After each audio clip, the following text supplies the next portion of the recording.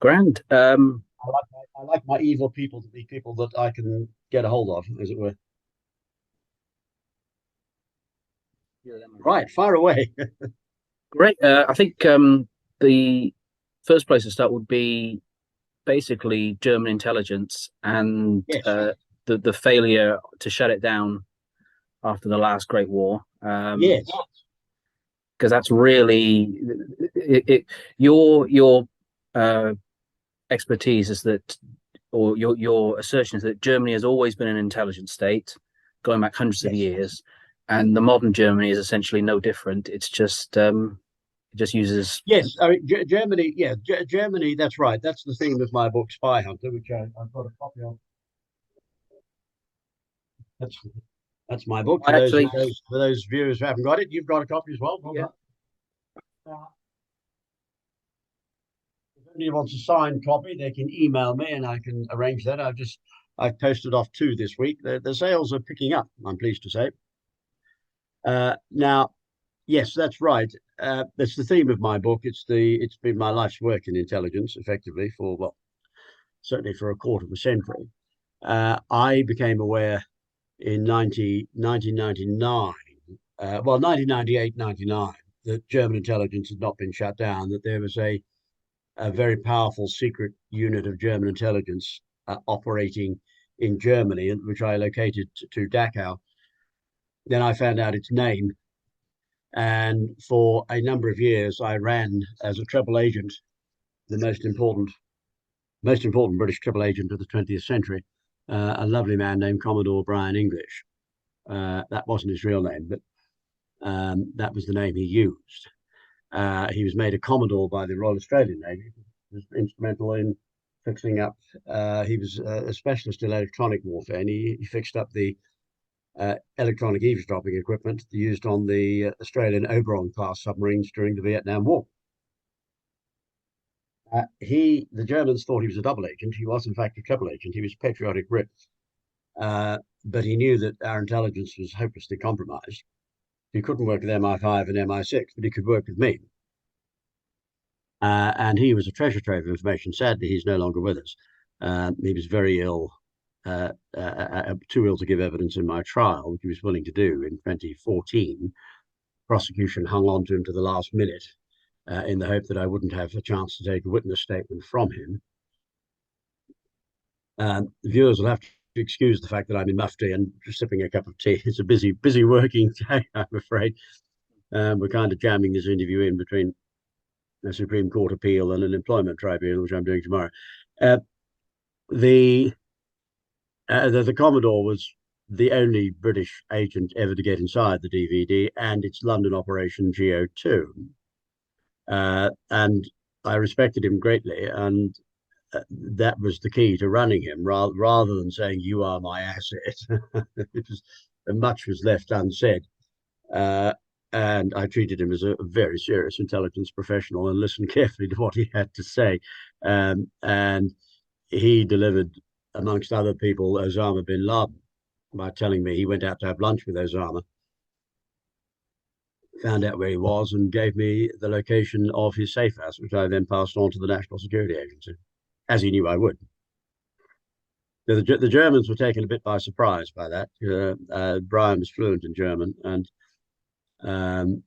was very friendly. He actually had a fondness for Germany, which helped in his dealings with German intelligence. So that is partly why I'm so knowledgeable about the DVD, and I'm also happy to acknowledge that the sources who are dead, sources who are alive, bit more difficult because they can always be murdered. That Brian sadly is dead, as is Marcus Wolf, the East German spy master, who was the key intelligence, the major intelligence player on the Soviet side in the Cold War, but of course was never part of Soviet, officially part of East German intelligence, but in fact reported to the DVD. He was a General Oberst, so he was a German intelligence four-star. And again, because the DVD, a faction of the DVD ratted on him, treated him badly, and he therefore was a very valuable source of information. Very valuable indeed. We got a lot of stuff from Marcus. He was very resentful of the way he was treated, and rightly so. His own side treated him very badly. Well, it's one of the mistakes you make in life. If you treat people badly, they will turn on you. I mean, my sort of introduction to your expertise happened years ago. I think it was the was it Marlborough House lectures? Oh, the Marlborough, yes, with that lovely man, Harry Beckoff, whose books I have here.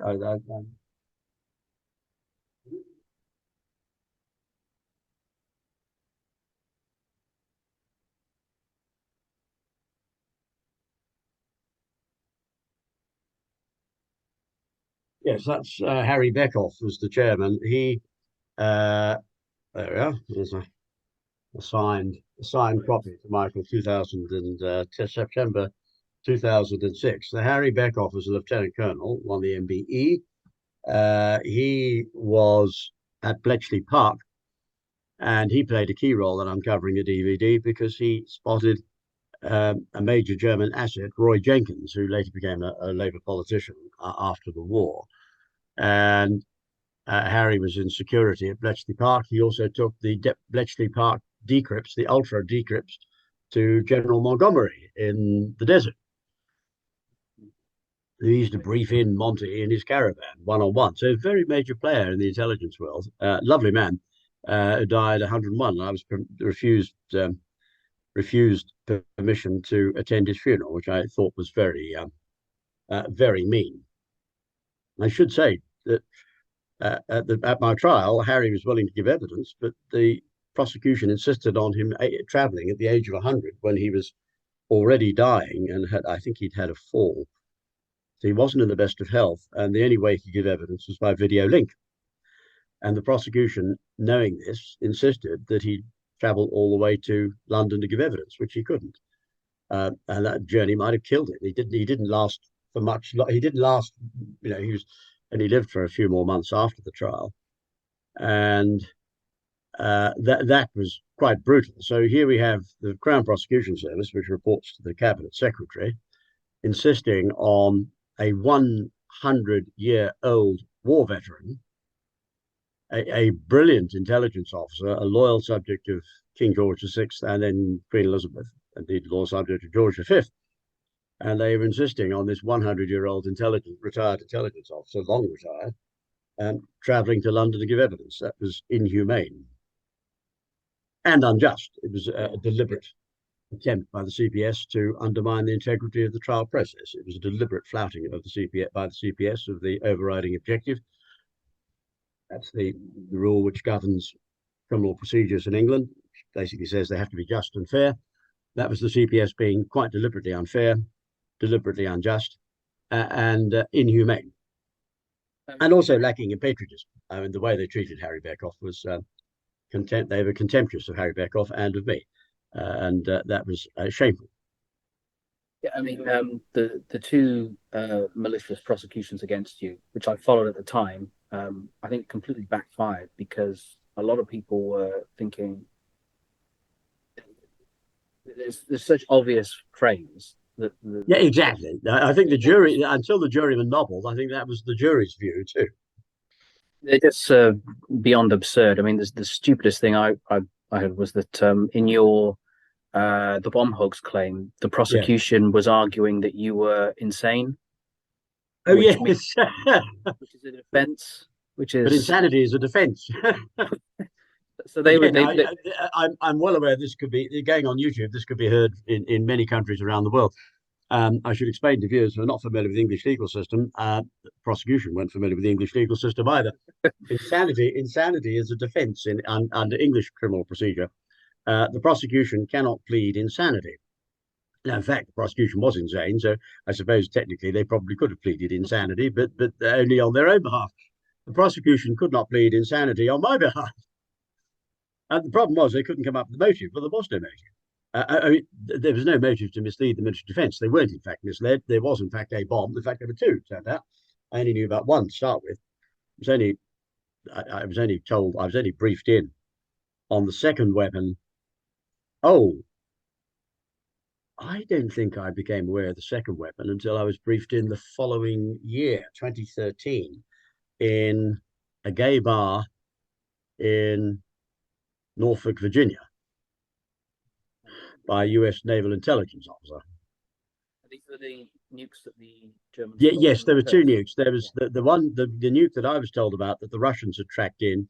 I think the Russians were only aware of one, but there was a backup nuke which was embedded in the Westfield shopping centre in a concrete pillar.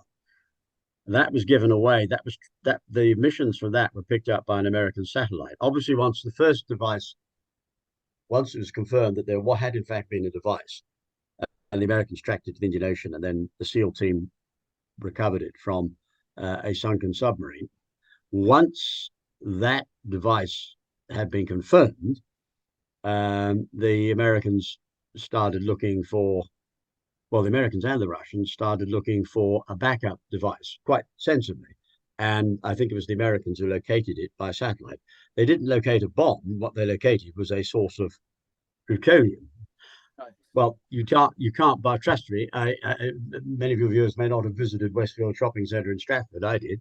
I bought an aeroplane, an English electric camera, which was up on the ceiling. I remember it was on special. It was a hobby shop, and I'm a plane enthusiast. I thought, oh, that looks nice. Uh, the the Westfield, you can't buy plutonium in Westfield Shopping Centre. There are no plutonium shops in Westfield Shopping Centre. There's no nukes are us.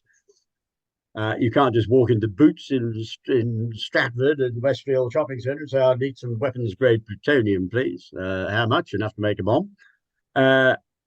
It doesn't happen. So clearly, a source of plutonium in Westfield Shopping Centre had to be suspicious, and it was eventually discovered in a pillar, embedded in concrete. Of course, there was no security.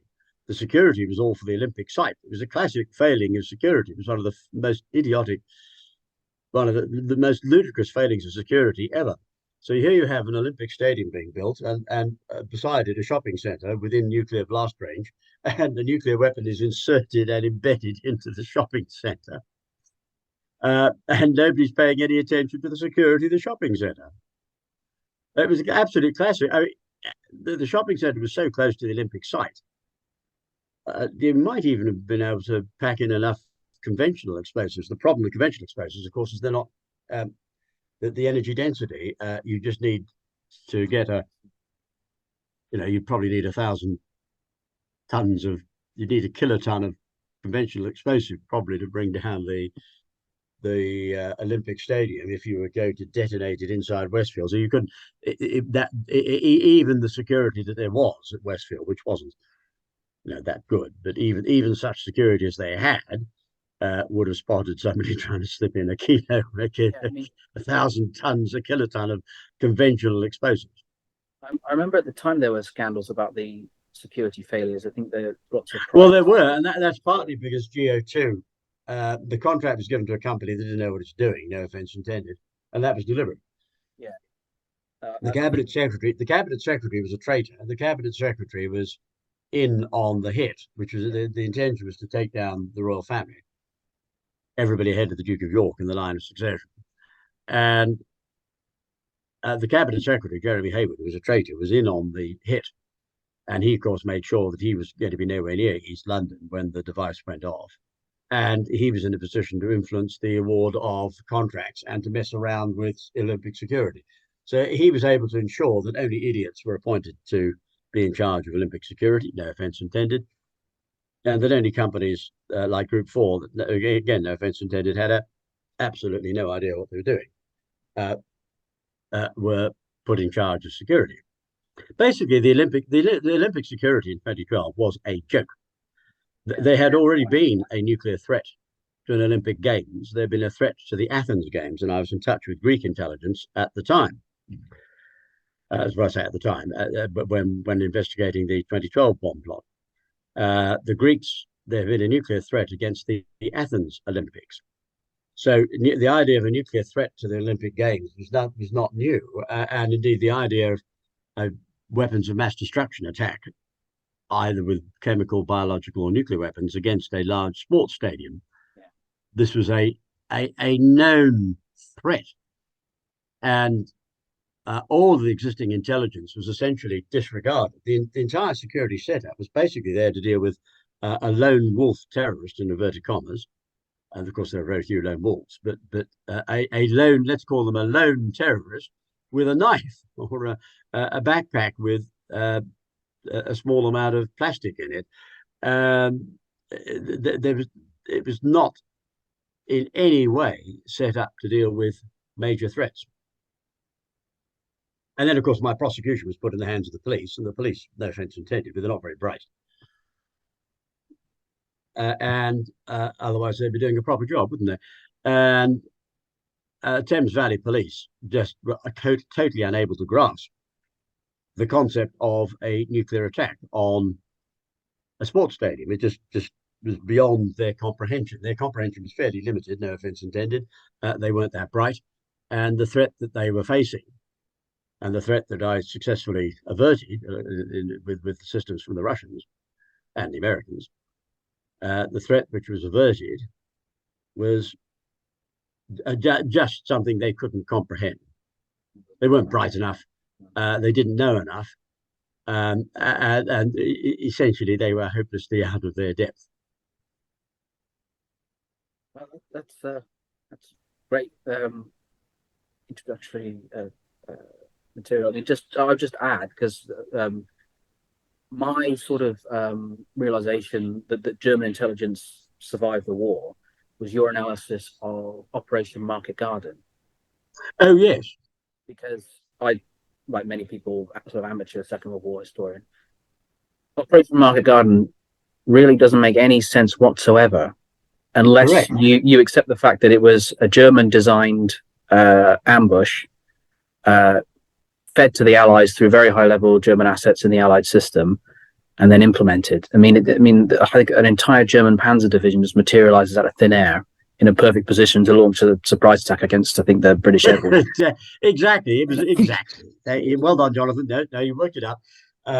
Market Garden was a farce. As the Dutch pointed out at the time, any plan that involved marching up that, taking tanks up that road from Nijmegen to Arnhem, it was a standard question at the Dutch Army Staff College, and any officer who came up with that plan was instantly failed. And rightly so. It was ludicrous because the tanks were vulnerable to attacks from the flank. And it was asking for trouble to go up that road without sufficient support on either side. Essentially, you only mount an armored attack on Arnhem from Nijmegen up the main road if you have infantry on your flanks, on both flanks, and you have air supremacy, not just air superiority. You have air supremacy to protect your tanks, and you're in a position to deal with artillery batteries on your flanks and German infantry. In short, the operation could only ever have been done successfully had it been a lot slower, with a lot more troops and a lot more carefully thought out, with a lot more air support.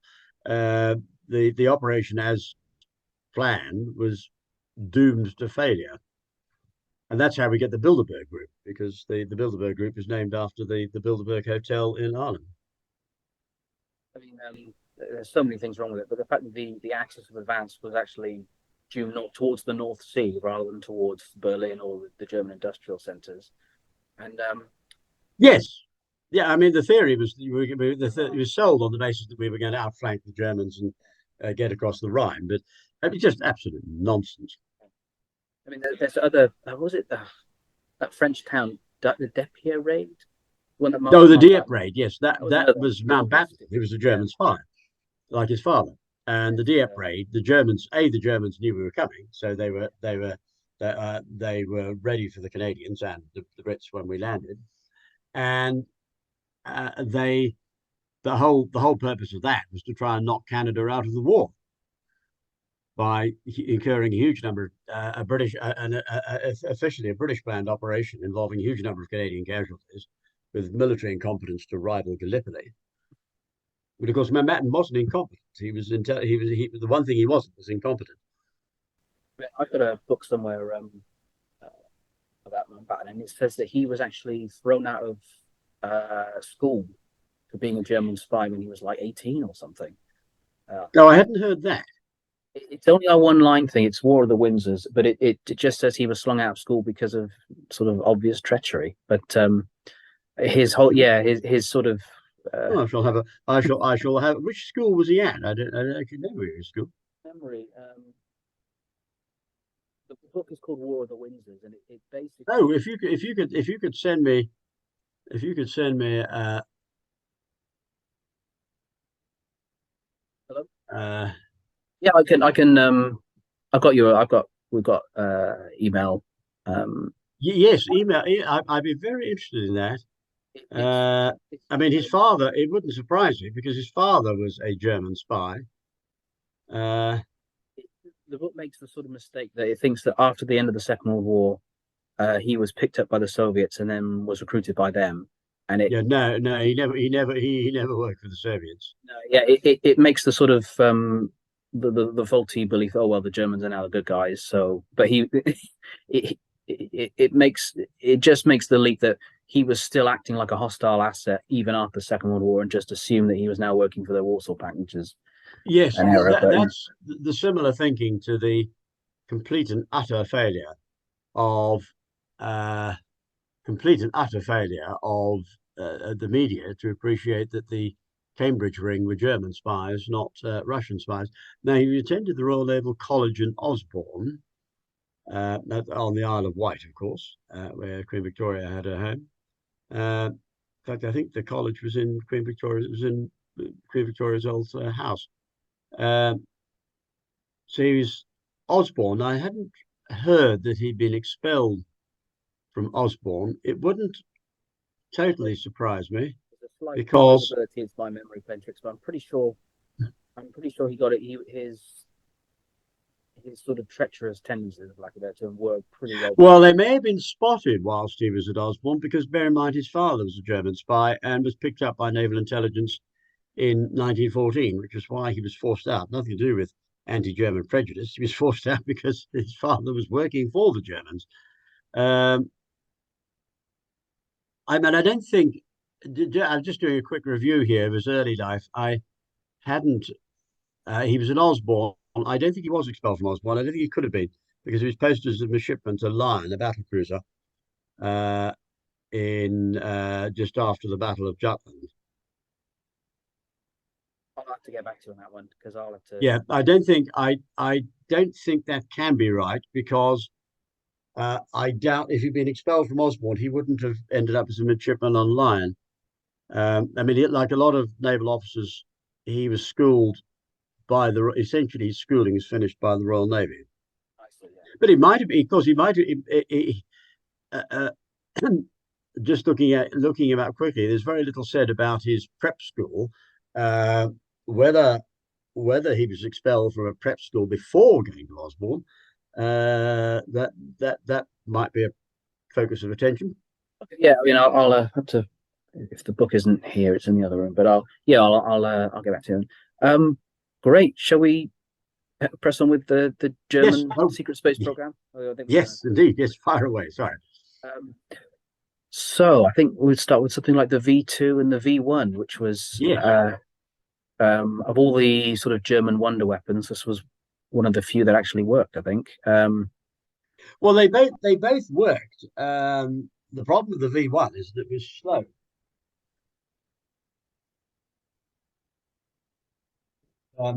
People remember the V1, the Doodlebug, the flying bomb, made by Pfizer with an engine by Argus. The Argus was a pulse jet. It wasn't terribly powerful. It was a fairly crude weapon. It was essentially an area weapon. It had no. It certainly wasn't a smart weapon. It was an area weapon. It was a terror weapon. It was designed to attack civilian targets. It wasn't accurate enough for military targets, unless they were very large. There was a plan to use them against the invasion beaches, but it wasn't in service quickly enough. and it was targeted on the port of Antwerp, which was a legitimate military target. So you could hit a strategic target like a port. Yes, you could use a V1 for that, but it wasn't sufficiently accurate to hit military formations or purely military targets, like an airfield or tank. The RAF got pretty good at intercepting them, I think, by the end of the war. Yes, I talked to a friend of mine years ago because I had lots of contacts in the RAF. Them and put the wing under and tip it yes, off. Yes, that was the technique. If you toppled the gyro, what they were trying to do, the RAF discovered that if you closed in and used cannon, the danger was that you would get so close that you'd be damaged by debris because the whole thing would blow up. It had a high explosive in the nose. So shooting down V1s was a bit tricky. And if you started firing 400 or 500 yards back, then you weren't necessarily going to either hit the target or do much damage if you did. There was no pilot to kill. The engine was only single engine. The engine was fairly narrow. So shooting them down was problematic. So the RAF discovered that you could topple the gyros by flying under the. You'd dive on the doodlebug. You'd zoom climb, come alongside it, and then tip it over with your wing. And then it only exploded when it hit the sea. And obviously, you do this over the North Sea rather than over land. It was a very successful tactic. I'm not sure how many the RAF brought down in that way, but I think they brought down a number. But it was a comparatively easy aircraft to intercept. It didn't fly above 450 miles an hour. It wasn't that fast, and by the time it came into service, the fastest Allied fighters were able to catch up with it, or at the very least, if they had some altitude, catch up with it by diving down on it. Of course, the Germans had held back development of our own aircraft and aero engines, so our aircraft were perhaps a bit slower than they could have been. The V2 was the world's first ballistic missile. Correct. The V2 was the first ballistic missile, but again, the V1 had a limited degree of success. The V2, well, it depends how you define success. The Germans wanted to kill civilians, so from their point of view, it was successful because they killed a number of civilians. But it certainly didn't knock Britain out of the war. It didn't knock out Antwerp. It didn't knock out the invasion beaches because it came along too late. And it didn't knock Britain out of the war. It just upset Londoners and made them more determined to defeat Jerry. Yeah, it was the sort of brainchild of Warnher von Braun, yeah. Braun, yes. Who obviously worked for Canaris. He always reported to German intelligence, both post-war. He was the one responsible for the sabotage of Apollo 1. Yes. Not a very nice man either, because he was a murderer. Yeah, I mean, he was he held a senior rank in the SS, which meant you had to be a pretty bad guy to begin with. But, most senior people in the SS. I mean, I'm not anti-German. I'm opposed to what Germans do. I'm not anti-German. I get on well with most Germans I know, and not everybody in the SS was an evil, mean bastard. I mean, they weren't all suited for work weren't all suited for employment in the cabinet office. But yes, the majority of SS officers were pretty mean. Yeah, I mean, at his factory, he used slave labor, and the story is that von Braun would have used slave labor, and yes, he would have had no compunctions about using slave labor. He was a great believer in slavery, as long as he wasn't the one being enslaved. Yeah, I mean, the story is that he had his guards kill something like the 5 slowest or least productive slaves per week, and they would hang the corpses over the entrance, so that when the living slaves went in, they got drenched with the urine from these cadavers. And he did that week in, week out. It's industrial relations like P&O. Yes. Yeah. I mean, well, I hadn't heard that. I mean, again, I have to be slightly careful. Sometimes people can make up stories about Germany and Germans in World War II. Yeah. I hadn't heard that particular story, but it doesn't surprise me. You're not seeing me fall out of my chair in astonishment. He was an evil bastard. He was so evil he could have been a European commissioner. And he certainly got involved. He certainly involved himself in murder. he came up with the idea of having oxygen in the Apollo 1 capsule because that then made it easier to sabotage. They should have used air. The only reason they used oxygen was to make it more likely to go up. The intention was to make it go up like a torch if they could get a source of ignition, which they managed to do. There's at least one author that's looked into what von Braun that says that he was stealing NASA secrets and shipping them off to Munich all through his career in the 60s. Yeah, this is von Braun. Yeah, von Braun. Oh yes, yes, he was shifted. I'm surprised that an author's identified Munich because that's near the headquarters of the DVD. Yeah, von Braun was DVD, so he worked for German intelligence in the war and then worked for German intelligence after the war. They just changed the name. Yeah, I mean, I think they say he was working for the BND rather than the DVD. But again, that's to say, well, yeah, okay. So he was reporting to Pullack, but that's the problem with Pullack, of course, is that the BND was set up by Galen, who was a DVD officer. So Galen was DVD, so the BND were thoroughly penetrated by the DVD. Yeah. Oh, it's entirely possible that the reporting line went through Pullack, BND, Pullack, and then on to DVD Dacca. That was quite normal. I mean, it was the DVD like to stay deep in the background. So if they can get one of their people to report via Pullack, that makes life easier for them. The official story is that he was brought over to America through Operation Paperclip. Yes. And the traditional historical interpretation of that is that it was the Americans bringing in the German talent that they liked to set up various institutions, where your view is that it was German assets in the American system bringing over Germans, their friends from Germany and other places, to basically sort of institutionally colonize America and set up various German-controlled organizations across the Atlantic. And NASA was a classic example. Our Paperclip was a German operation run by a German spy.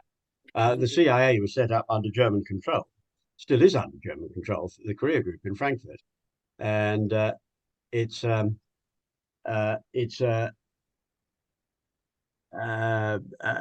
well-known old ploy. Yeah. So Roscoe Hillenkoetter was involved in Paperclip. He was the first director of the CIA, German spy, reported on U.S. naval dispositions from Pearl Harbor. He was the key Axis agent at Pearl Harbor in 1941. And then you had people like the Dulles brothers involved and Richard Helms and a whole bunch of German spies. There's huge evidence that Alan Dulles was a German spy. I mean, I've read bits of a speech somewhere online where he basically praises the Abwehr, saying it was the greatest intelligence agency ever, and we could learn a thing or two from them. He was right. Yeah. And he was, I think, him and his he was right. The Abwehr were very good.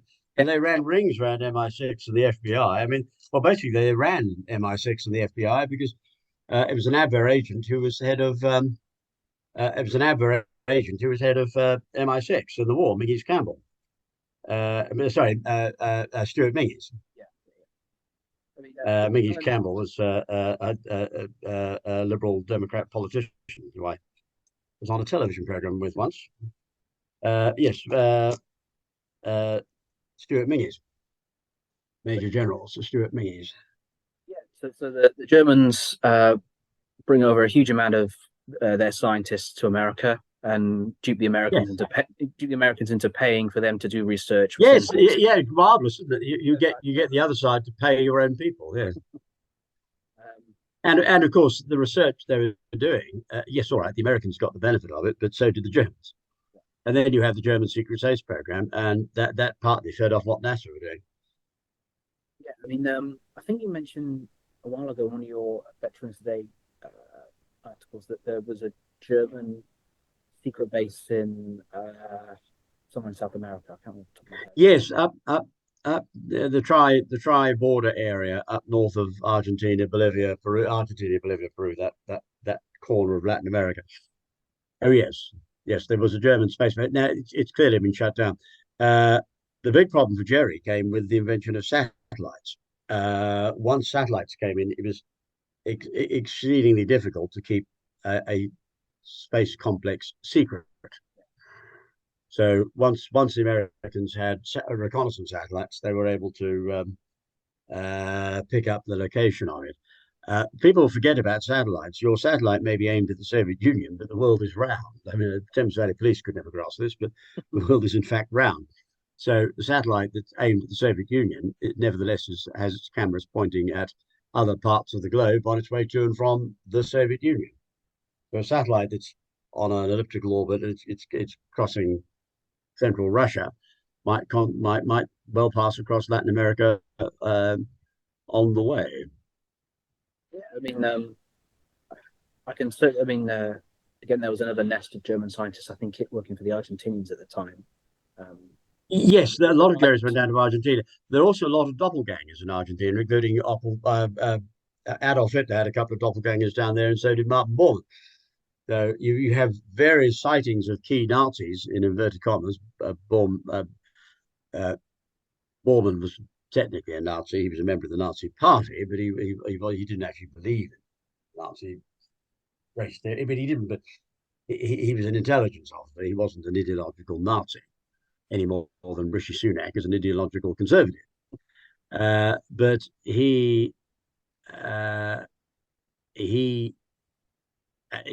absolutely, yes. I mean, he had a couple of doppelgangers in Argentina, and it was a popular source of employment. yeah, I mean, there were sort of legitimate sightings of Adolf Hitler all over the place. I mean, there was a Yes. These are sightings. The sightings, of course, are of everybody except the real Adolf Hitler. The real Adolf was in Austria. The real McCoy, the genuine article, was in Austria. With the moustache shaved off. I mean, if you think about it, if you're Adolf Hitler and you're trying to keep quiet after World War II, you've lost a world war, you're not terribly popular. What's the first thing you do? Well, you lose the moustache and change the hairstyle and ditch the suits. You ditch the uniform, change the hairstyle, lose the swastika armband, and lose the moustache. I mean, you mentioned von Braun's role in the Apollo 1 fire. Yeah. That's pretty obviously a setup. I mean, to date, the ignition source still hasn't been identified. The official reason that there was electrical short somewhere, and the whole thing went up. But the location where the fire supposedly started was not an area of dense circuitry. It was by the astronauts' feet.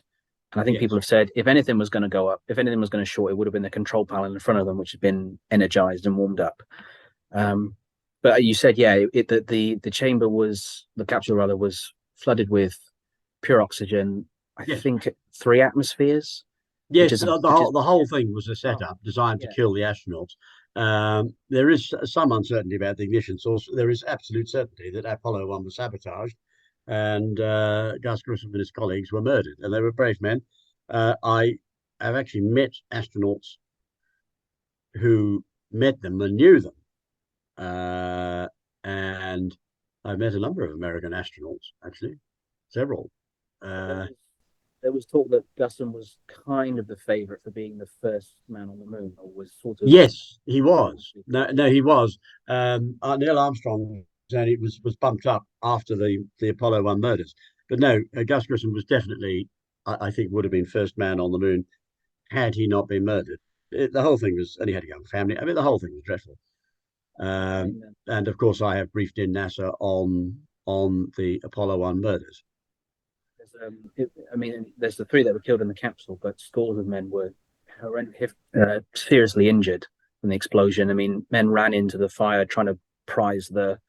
Oh yes, it wasn't exactly, and this is one of the things about sabotage.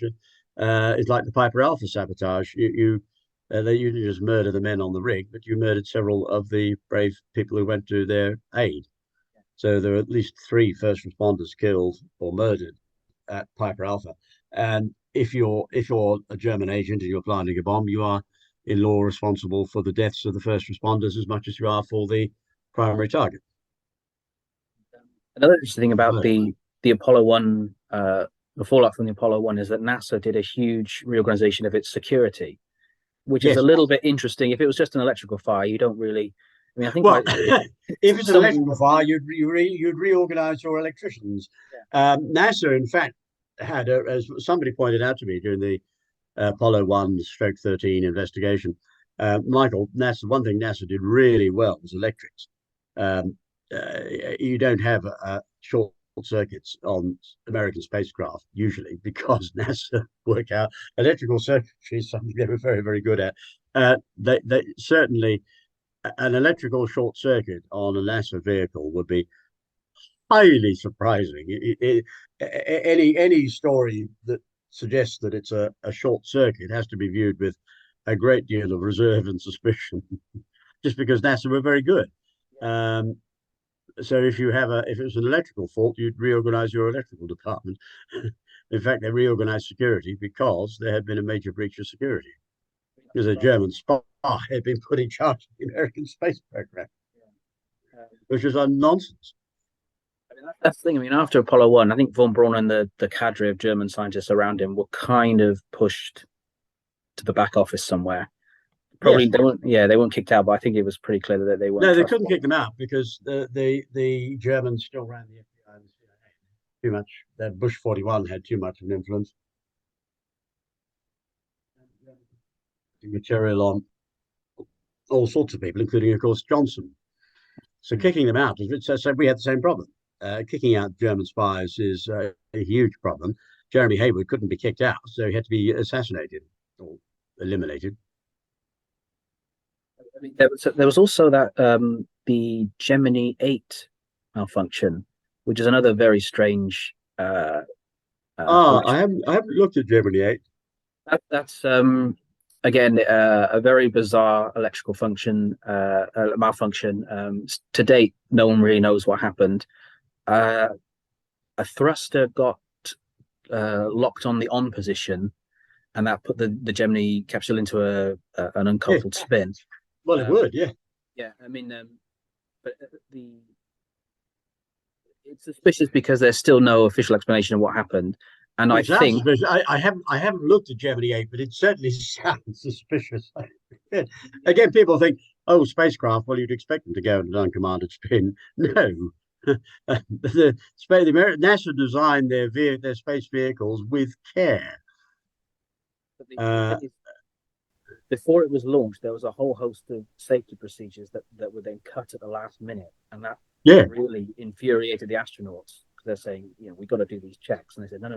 That's a sign of sabotage. Somebody, because bear in mind the vice president is normally in charge of NASA. Bear in mind the number of vice presidents have been German assets over the years, including, of course, Bush 41. Gemini 8, remind me, which year was that? Gemini 8? I want to say 67. Sounds about right. That was Neil Armstrong and Dave Scott as the crew. I never met Neil Armstrong. I certainly met colleagues of his, including, of course, Jim Lovell, who commanded the Apollo 13. In fact, I have a let me, if you'll allow me to break off from it.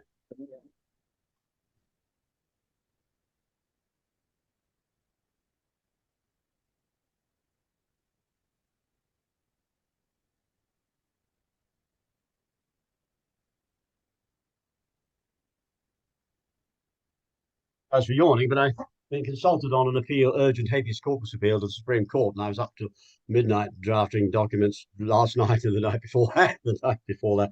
Oh, there we are. There's that's Jim Lovell's signature. Oh wow! That's still around, isn't he? Mission Commander Apollo 13.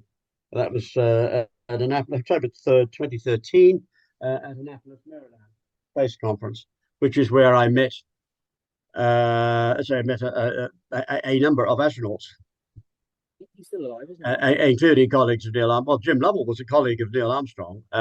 He was on the program with Neil. But I also met a number of very distinguished American astronauts who've been on the Gemini program and on the Mercury program and done earlier Apollo missions. And you've also written that you believe that Apollo 13 was probably a sabotage. There's no doubt in my mind that Apollo 13 was sabotaged. The interesting thing is whether the Germans had another space vehicle up there watching what was going on. There are indications that they did.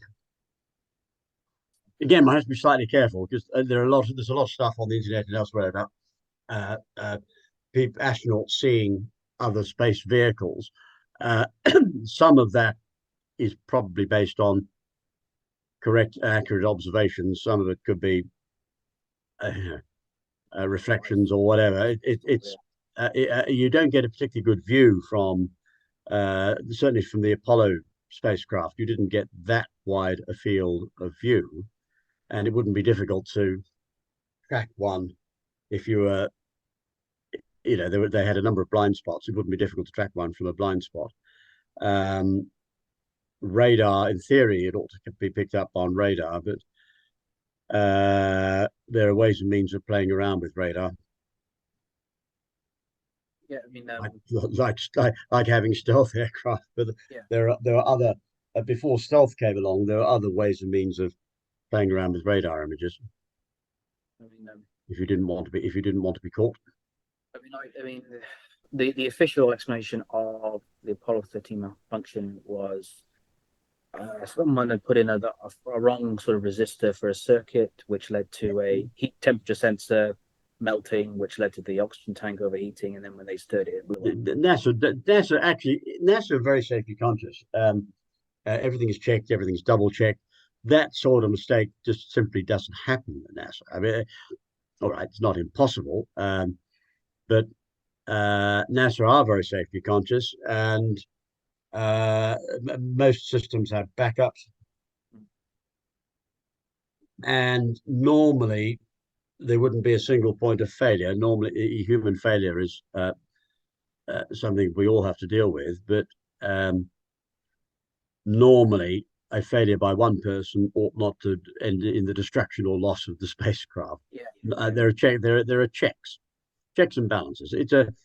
NASA is actually, although it's part of the American federal government, it is surprisingly well run. Run a lot better than the FBI or Internal Revenue Service. Was the aim to just cripple the spacecraft or to kill them outright? The aim was to destroy it. I think the aim was to knock out. The aim, I think, was to stop the Americans going back to the moon. I think the aim was to bring the Apollo program to an end. So I think the plan was to destroy Apollo 13 and murder the astronauts, as with Apollo 1. The fact that NASA got the fact that Jim Lovell, I've said to him, and I took great pleasure in saying to him that what he did was brilliant. I think it's absolutely clear the Germans were out to murder him and his colleagues, and the way they got that spacecraft back, it was an extraordinary endeavor. Well, the whole world watched. I watched at the time. I can well remember it. We've all seen the film. And if you haven't seen the film, watch it. It's actually a very good. It's the best movie. I think it's the best space movie ever made, and quite true to life. In fact, part of the fact it doesn't deal with sabotage. It doesn't actually deal with the causes of the oxygen cylinder exploding at all. But the famous remark, "Houston, we have a problem." Lovell was very cool, very collected. He and his colleagues didn't panic. And in NASA, the best traditionals of NASA, they worked through the problem. And of course, they had excellent backup on the ground. There were some stupidities, having said that NASA designed things very carefully. Stupidities like having different systems of filtering carbon dioxide. The filters, for the landing module. But then I suppose, I think it was Grumman who designed the module. I think from memory, somebody from Grumman has heard observing on the top. Well, we didn't design it. It wasn't designed. It was only designed to go from lunar orbit to the lunar surface and back. It wasn't designed to house astronauts all the way back to Earth. But in fairness, I think somebody ought to have anticipated during the design stage that the lunar module might, if there were to be a problem with the command module, the astronauts might have to adjourn to the lunar module, and therefore it should really have been designed as a life raft, which is what it was used as. It was used as a lifeboat. The Apollo 13 mission. I think that need might have been anticipated, bearing in mind there were no rescue rockets. There was no standby spacecraft able to go up and retrieve the astronauts. So that was the only life raft that the astronauts would have if there was a problem with the command module. So you could criticize NASA for that, but the work that was done by Gene and the boys on the ground in Houston was really outstanding, and they deserve full credit, and I give them full credit for it. Bloody brilliant, absolutely brilliant. Yeah. And I think the Germans were probably astonished. I don't think the Germans ever believed that the Americans could get Apollo 13 back. So it was a great and heroic achievement, and I was very, very proud to be able to say, shake the hand of the mission commander. Good man. Yeah, yeah, he's Jim Lovell's a sort of legend, really. I mean, Yes, he is a legend. Yes, yeah, and like me, very modest. he's still alive, isn't he? He's still alive. I hope so. He was alive when I met him, by definition. No, he's still with us. I'm sure I would have picked up on had Jim Lovell died. We hope he'll be with us for a few more years yet. You've also written the Challenger disaster, was the German. Yes, born in say 72. He's 95. He's getting on a bit. He's 95 now. He's still with us, and I say hope you'll make 100. You've also written that you believe that the Challenger disaster was a German. Oh, both shuttles were clearly brought down. Yeah, absolutely. I advise NASA on that. Again, if somebody brings up NASA and says, was Shrimpton a consultee of NASA, they'll say no. Officially, I wasn't a consultee. In actual fact, I was. Which is why when the Rosses raided my place, they had the direct dial number for NASA's head of security was in my address book. Well, I didn't have the direct dial number for the head of security at NASA, just for fun. I had it because I was feeding intelligence to head of security at NASA. Now, on one of those operations, it was the second Columbia. We actually nailed the little bastard who was involved in weakening the resin, causing debris to fly off the fuel tank, causing the disaster. We actually nailed the bastard who I understand put his hands up but couldn't be prosecuted because officially it was an accident, not sabotage. Yeah. He was at a Lockheed Martin plant. From memory, he was at the Lockheed Martin plant in New Orleans. And of course, I knew Lockheed Martin well. In particular, I knew the Skunk Works. Frank DiPuccio and the boys at the Skunk Works, all good people. I'd represented a U2 pilot in the good old days. He was well known to Lockheed because he'd been on the U2 Shakedown program. And now I've talked about these. Well, of course, I briefed in Lockheed as soon as I found out Lockheed had made the fuel tank. I said, right, boys, you are not to blame. Your fuel tank has been sabotaged. There's nothing wrong with your design. Your design works and had worked on a repeated orbiter missions. There's nothing wrong with design. I think you'll find that somebody's been weakening playing around with the resin, and that's exactly there was chemical bonding of the heat tiles, and that's exactly what was done. Somebody tampered with the application of the resin, so there was insufficient resin, so it wasn't strong enough. So is it a bit confused? Is it they tampered with the resin on the shuttle's tiles, they made that weaker? Yes, it was the resin on the tiles, and that then caused. I mean, again, you're asking me without notice, and it's some years since I worked on this. From memory, I think it was the resin on the heat tiles on the shuttle that then damaged the fuel tank. Yes. And from memory, Lockheed were the prime contractor on the main liquid fuel tank. Yeah, I mean, politically, but I gave back some years. It's actually dealt with in my book, but it was definitely sabotage, and we nailed one of the people responsible. I mean, one. There were others, but we finally found one at a Lockheed plant in New Orleans. I was just struggling to remember whether the guy was fiddling around with the shuttle itself or the fuel tank. I think he was fiddling around with the heat tiles on the shuttle. That's a fair criticism. Incidentally, it's Warnher von Braun who came up with the idea of not using retro rockets. it would have been much better to have used retro rockets. Right, the Americans have always re-entered the atmosphere at high speed, for which you require heat shielding because of friction.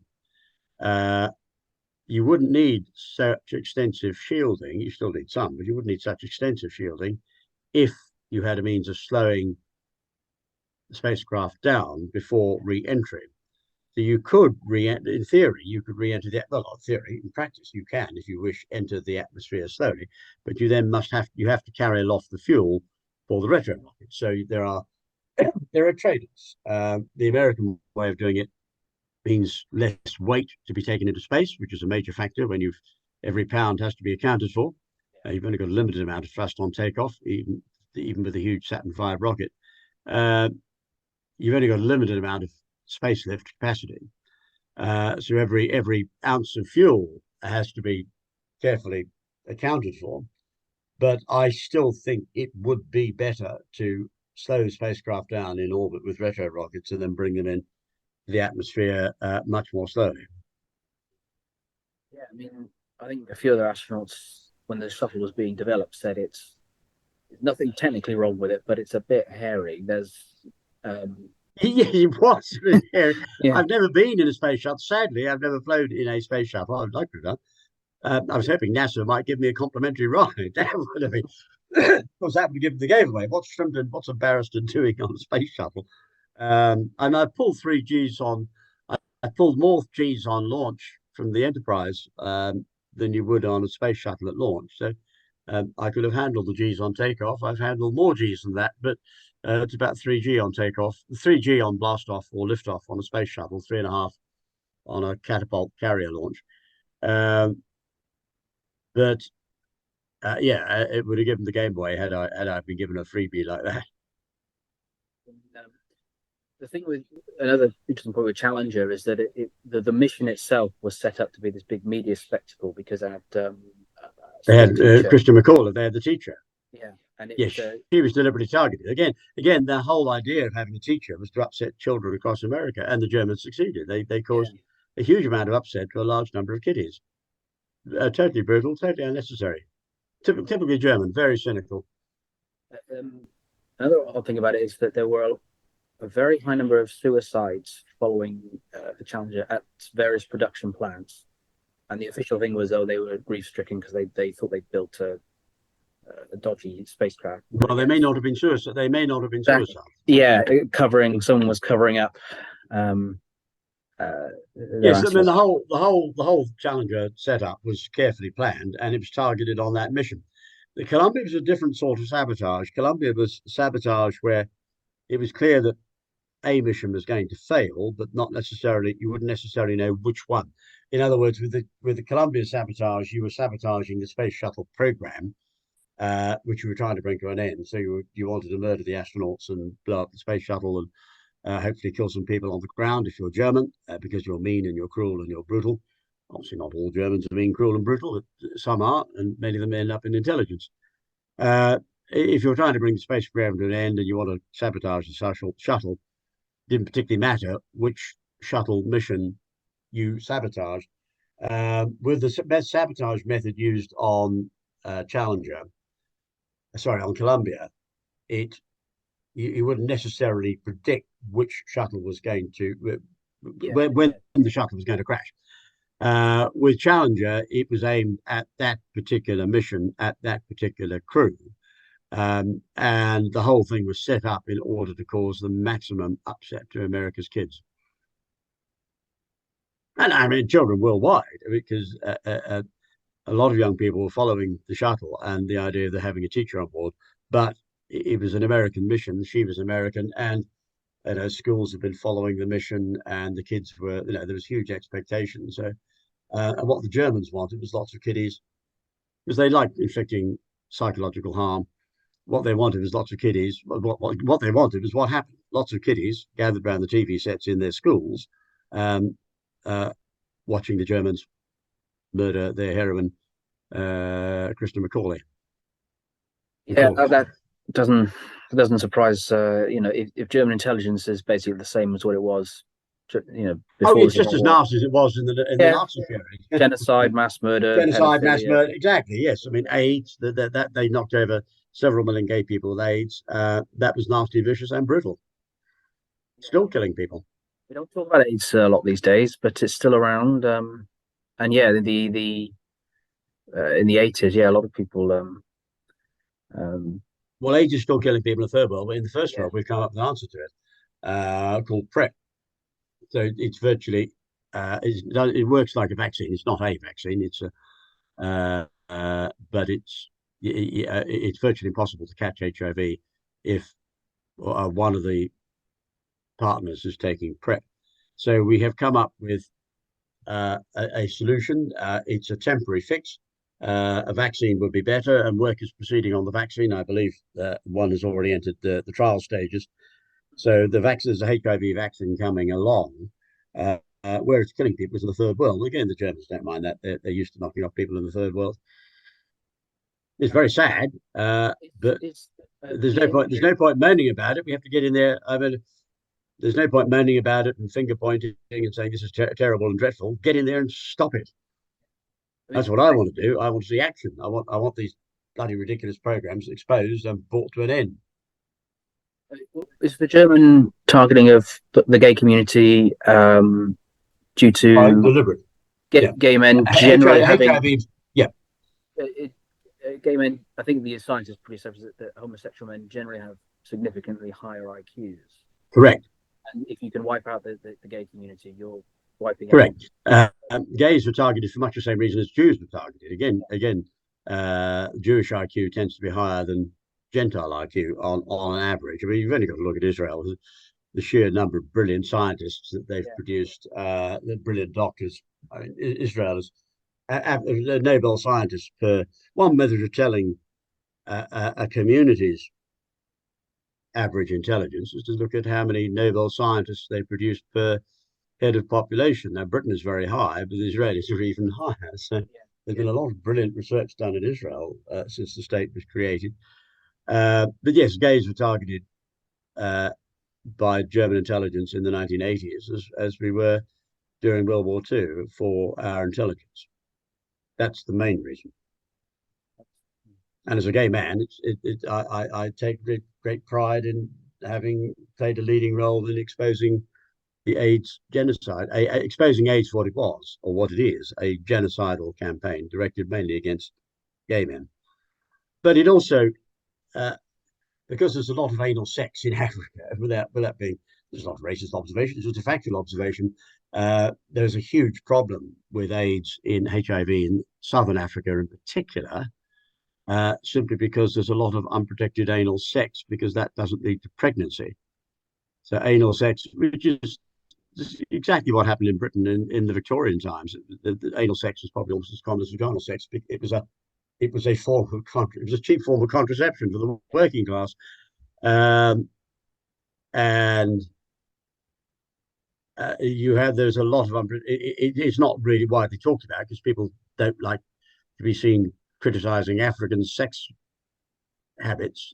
It's not a criticism; it's just an observation that there's a lot of unprotected anal sex, and that is where you get problems with bleeding and transfer of. That's where you get problems of fluid transfer, and that's how AIDS gets transmitted, or HIV gets transmitted. Yeah, And then you need AIDS. So it's caused a large. There has been a large death toll in Africa, particularly in Southern Africa, South Africa, Zimbabwe itself, which is desperately sad. And although there you have a biological weapon which is targeted to the gay community, but I mean, it's possible it is possible to transfer HIV by by vaginal sex. Unprotected vaginal sex can be dangerous, but it's not as dangerous as unprotected anal sex. yeah. Anal sex is the most risk activity, I think, other It's than high, like exactly. blood transfusions and things. Yeah. Exactly. So you have a high risk activity that's indulged in Southern Africa for A, reasons of enjoyment, and B, practical reasons that it doesn't lead to children. So it's a cheap form of contraception. But it does involve, it is a high risk activity, and what you've ended up with is a large number of HIV transmissions or infections and a large number of deaths, very sadly. The answer is I'm not criticizing Africans for their sex habits anymore. I'm criticizing for my fellow colleagues in the gay community, uh, or the Victorian poor.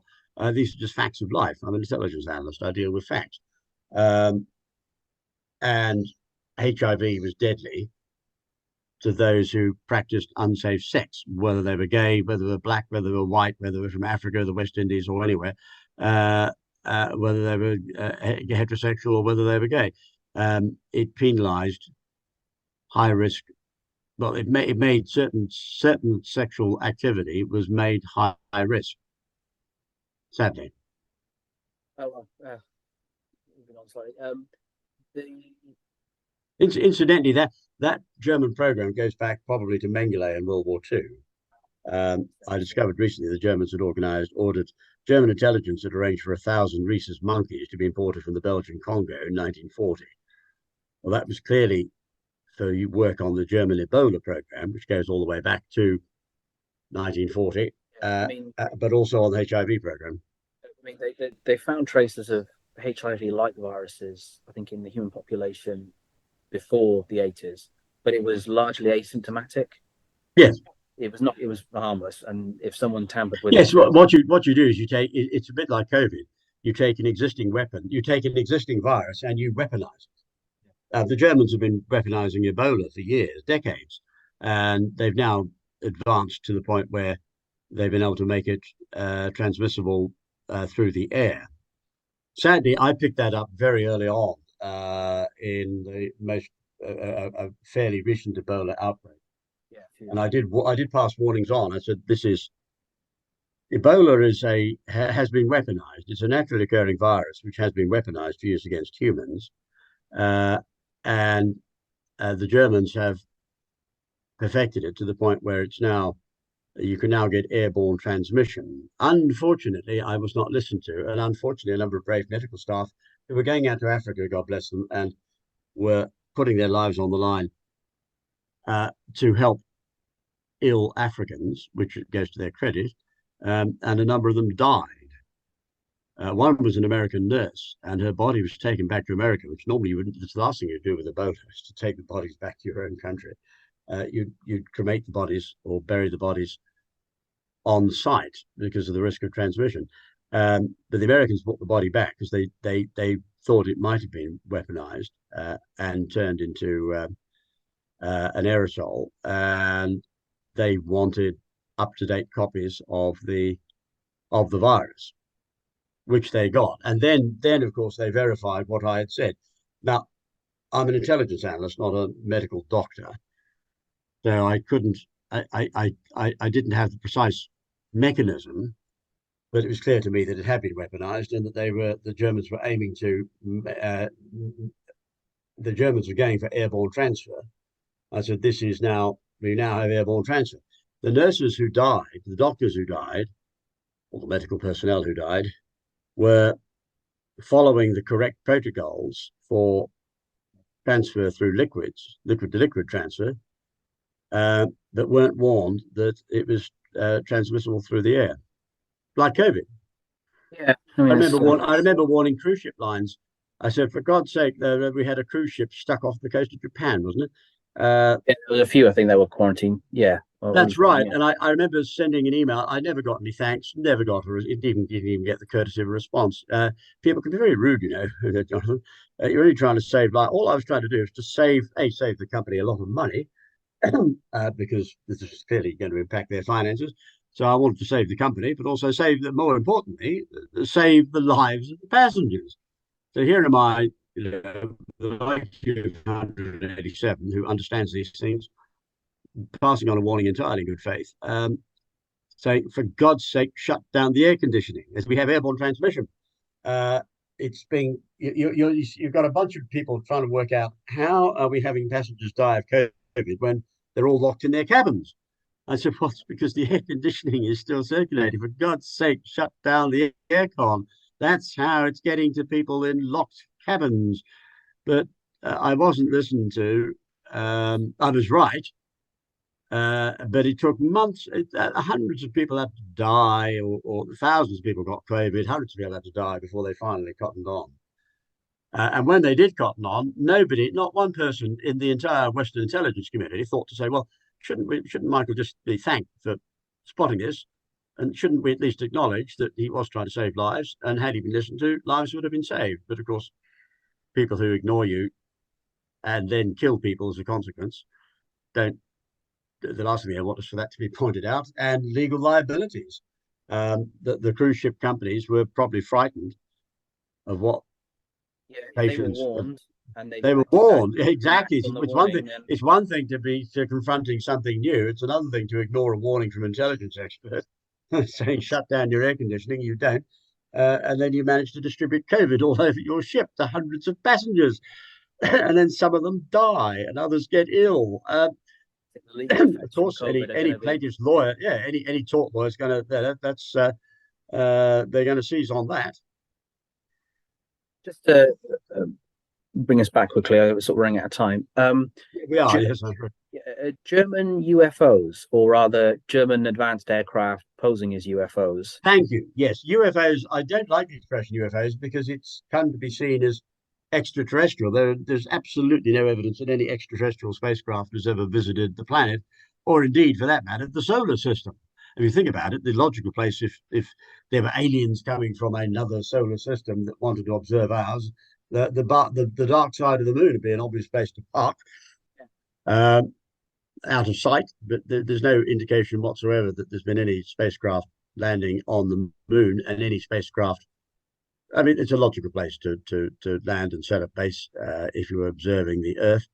Uh, in hundreds of thousands of years, and tens of thousands of years of human civilization, there's no indication at all that any alien has ever visited Earth. I Yeah, I used to sort of I was a UFO nut when I was a kid, but I think when you draw back to it Oh, and get a I, bit I older, was interested. I remember reading Major Keogh's book, not understanding he was a German spy. The whole program, as I explained in Spyhunter, was set, as you know, it was set up to provide.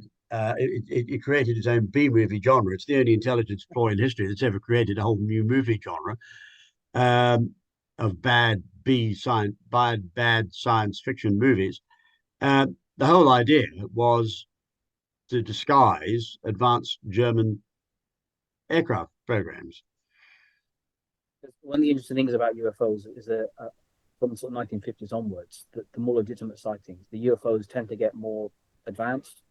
Yes, Their capabilities progress as if it's a human aerospace project rather than some radically advanced. that's a very good point. Yes, if they were aliens coming from vast distances, you wouldn't expect a leap in technology between the late 1940s and the early 1960s.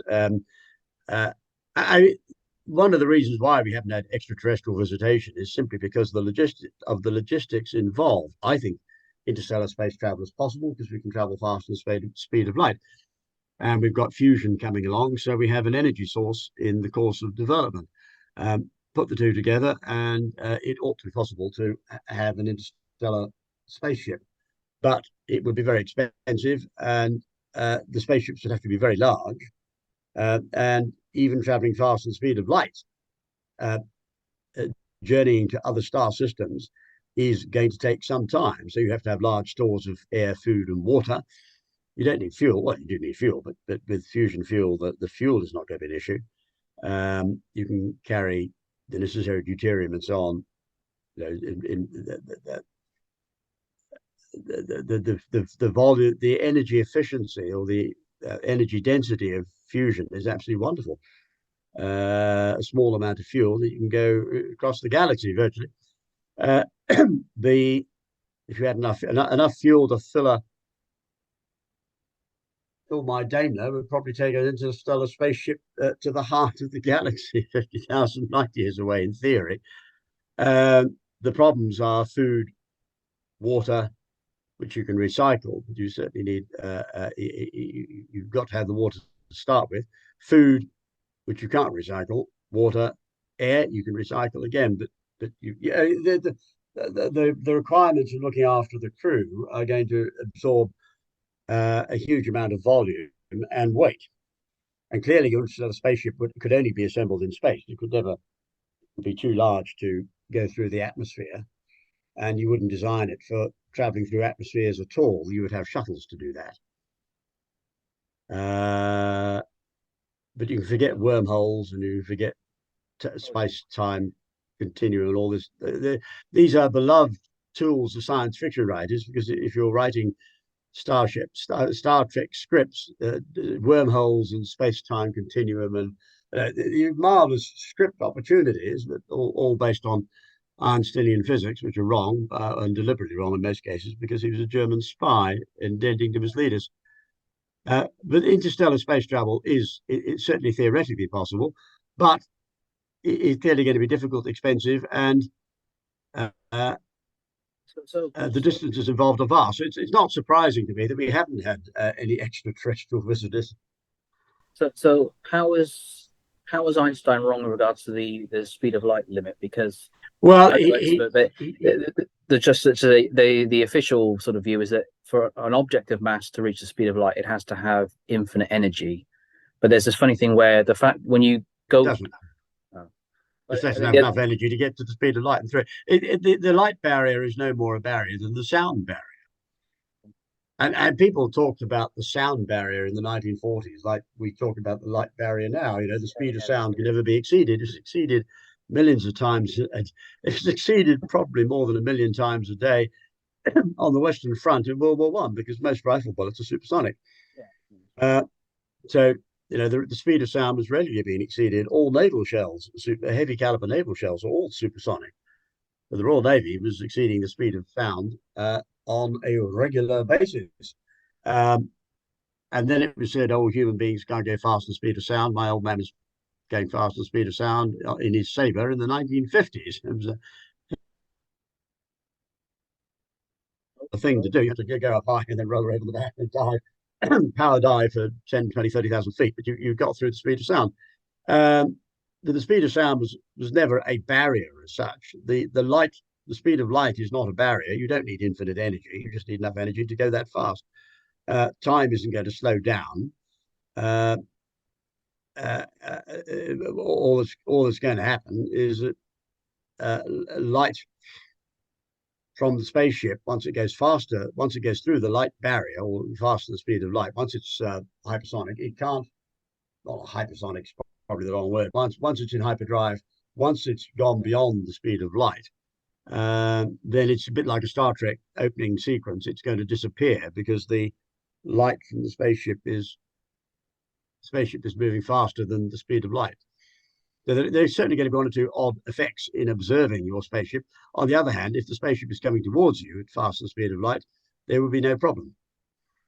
So we would be able to see a spaceship coming into the solar system at faster speed of light. We'd obviously have to slow down as it entered the solar system, because traveling through a solar system with lots of rocks and planets and asteroids and what have you in the way would be a very good idea at the speed of light.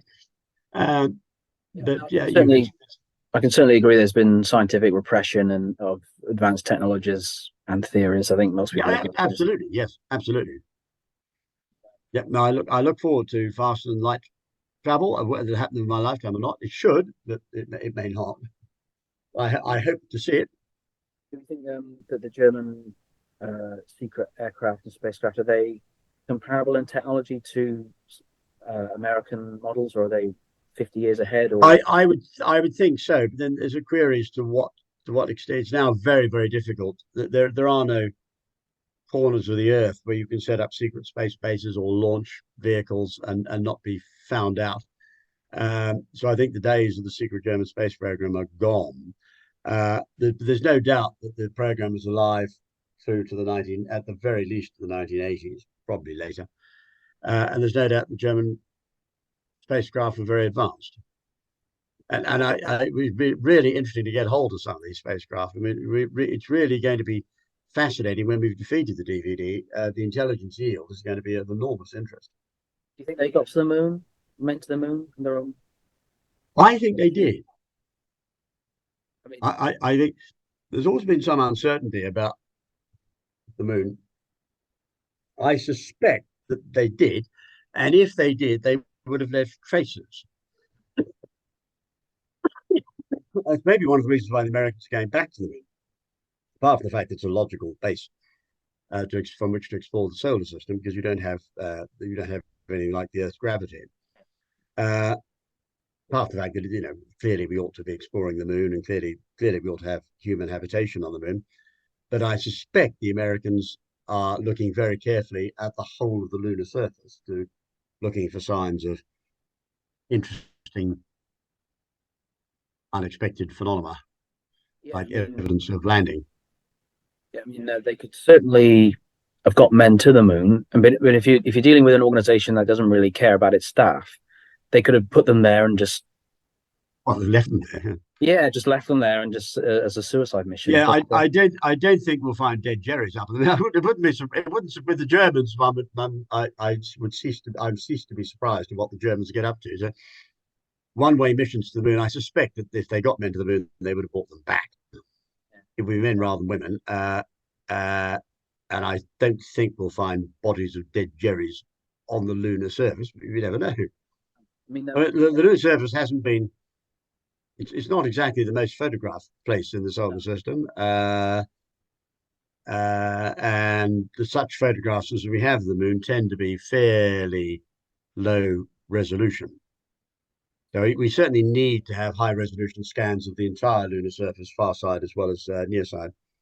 I mean, you do mention Spyhunter that a lot of German pilots and aces, I think during the Korean War, disappeared or went off the radar for a while. Yes. So maybe yes, interesting.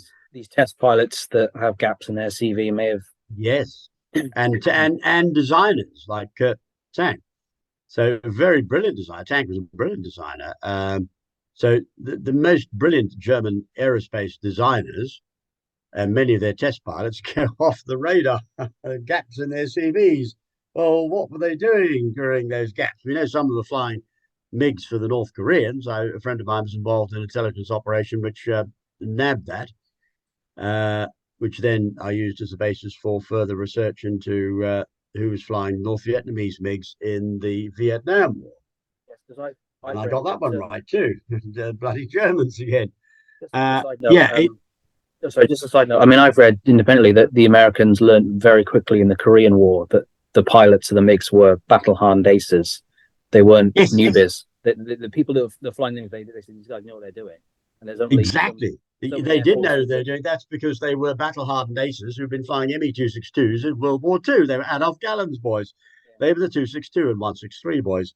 163 was the little Messerschmitt rocket fighter, highly dangerous. A friend of mine, I know someone who flew one once. He said never again. Highly bloody dangerous thing, with very A stuff and T stuff, really awful fuel. The Winkle Brown was the chap who flew the 163. He also flew the 262. He said it was an absolute pig of an aircraft. If one engine went out, the 262 was unfly. But he basically said to me, Michael, for an average service pilot, for an ordinary surface pilot, and as a test pilot, he always thought in terms of not what people of his brilliance could do, but what could the ordinary pilot fly. And if the ordinary pilot couldn't fly it, he would say this aircraft is unsafe. He said the 262 was unsafe. It really should never have entered operations. It was fine if both engines kept running, but they didn't last very long. They normally lasted about 25 hours. One engine out, the 262 was a bastard to fly. He really was.